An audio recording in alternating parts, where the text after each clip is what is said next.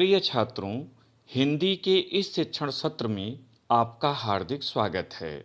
आज हम काव्यखंड के अंतर्गत द्वितीय पाठ के वन पथ पर शीर्षक कविता के पहले भाग का अध्ययन करेंगे।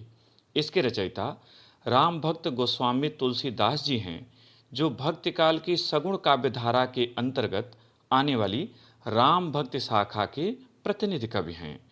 यद्यपि इनकी अक्षय कीर्ति का आधार इनका महाकाव्य श्री रामचरितमानस है, तथापि इनकी सभी रचनाओं में राम भक्ति का सुंदर चित्रण हुआ है। वन पथ पर कविता इनके काव्य ग्रंथ कवितावली के अयोध्या कांड से उद्धृत है। कवितावली भी रामचरितमानस की तरह 7 कांडों की एक कृति है, जिसमें कवित्त एवं सवैया शैली में राम कथा वर्णित है। प्रस्तुत अंश सवैया छंद में रचित है और वन पथ पर श्री राम, लक्ष्मण एवं जानकी जी के प्रस्थान के पश्चात सीता जी की व्याकुलता का चित्रण है। यह सवैया है, इसलिए इसे आप गुनगुना सकते हैं। एक गेय शैली में देख लें और एक पाठ शैली में। पहले गेय शैली में।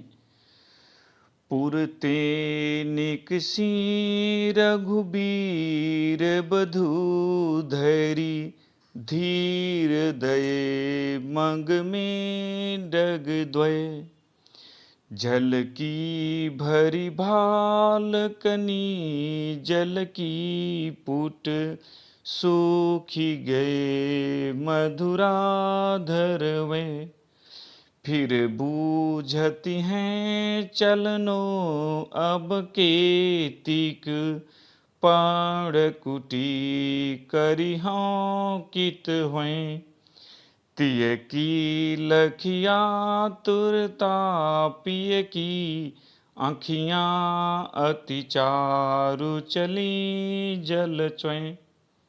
काव्य पाठ के रूप में इस तरह से पढ़ेंगे। पुरते निकसी रघुबीर बधू धरी, धीर दये मग में डग द्वय, जल की भरी भाल कनी जल की पुट, सूखी गए मधुराधर वे, फिर बूझती हैं चलनो अब केतिक, पण कुटी करी हों कित हुए, तिय की लखी आतुरता पिय की, आँखियाँ अति चारु चली जल चुए। संदर्भ। प्रस्तुत सुललित, सारगर्भित एवं मार्मिक काव्य पंक्तियाँ हमारी पाठ्य पुस्तक हिंदी के काव्यखंड के अंतर्गत वन पथ पर शीर्षक कविता से अवतरित हैं। इसके रचयिता राम भक्ति की मंदाकिनी से जनमानस को पावन करने वाले भक्त कवि गोस्वामी तुलसीदास जी हैं। यह उनके काव्य कृति कवितावली के अयोध्या कांड से उद्धृत है। प्रसंग। प्रस्तुत पद्यांश में श्री राम, लक्ष्मण एवं सीता के वनगमन का वर्णन है। सुकोमल अंगों वाली सीता जी पैदल चलने के कारण शीघ्र ही थक जाती हैं। इन पंक्तियों में उनकी व्याकुलता का मार्मिक चित्रण किया गया है। कठिन शब्दों का अर्थ देखें। पुर का तात्पर्य यहाँ श्रृंगबीरपुर से है। निकसी, निकली। रघुबीर बधू सीता जी। मग, मार्ग। डग, कदम। द्वय, 2 कदम, यानी द्वय 2। भाल, मस्तक। कनी, बूंद। मधुराधर, मधुर अधर, अधर मने होठ। बूझती हैं, बूझत मने पूछना, पूछती हैं। केतिक मने कितना। पर्णकुटी, पत्ते की कुटिया। तिय, पत्नी अर्थात सीता। पिय, यहाँ पति अर्थात श्री राम। चार मने सुंदर। व्याख्या देखें। गोस्वामी तुलसीदास जी कहते हैं कि श्री राम के साथ सीता जी श्रृंगबीरपुर से जब चलती हैं तो वे धैर्य धारण करके मार्ग में 2 कदम रखती हैं, अर्थात श्री राम की पत्नी जानकी जी जैसे ही श्रृंगबीरपुर से निकलकर बड़े धैर्य के साथ मार्ग में 2 कदम रखती हैं, अर्थात थोड़ी दूर तक चलती हैं, वैसे ही झलकी भरी भाल कनी जल की पुट सूखी गए मधुराधर वे। वैसे ही उनके मस्तक पर पसीने की बूंदें झलक आईं, दिखाई पड़ने लगीं और उनके मधुर होंठ सूख गए। फिर बूझत हैं चलों के तब वे श्री राम से पूछने लगीं कि हमें अभी और कितनी दूर चलना है। पर्ण कुटी करिहों कितवे, आप पत्ते की कुटिया बनाकर कहाँ निवास करेंगे। तिय की लखी आतुरता, पत्नी अर्थात सीता की आतुरता माने व्याकुलता को देखकर प्रिय की अखियां, प्रियतम श्री राम के आंखों में अति चारु चली जन सोए।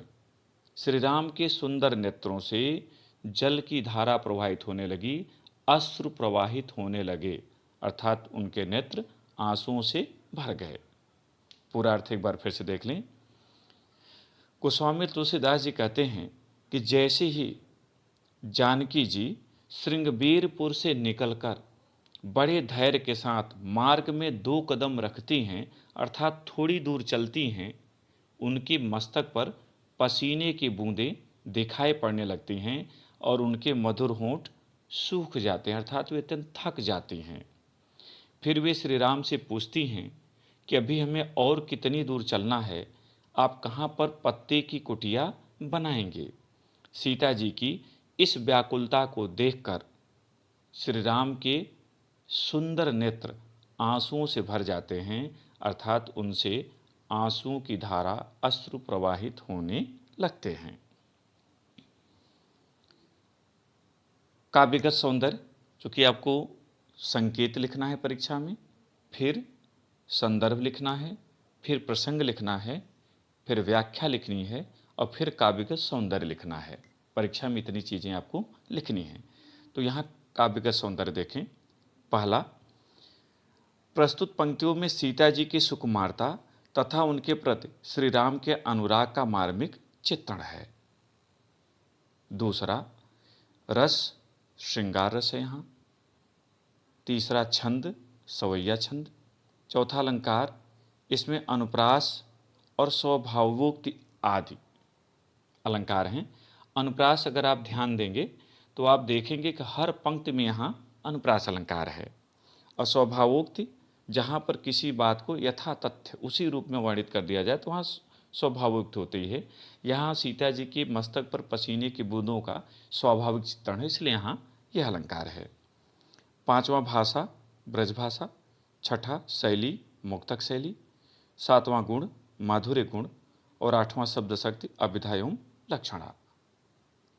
प्रिय छात्रों, मुझे उम्मीद है कि आपको आज का पाठ समझ में आ गया होगा। आप इसे अपनी उत्तर पुस्तिका में नोट करें और अभ्यास करें। बहुत बहुत धन्यवाद।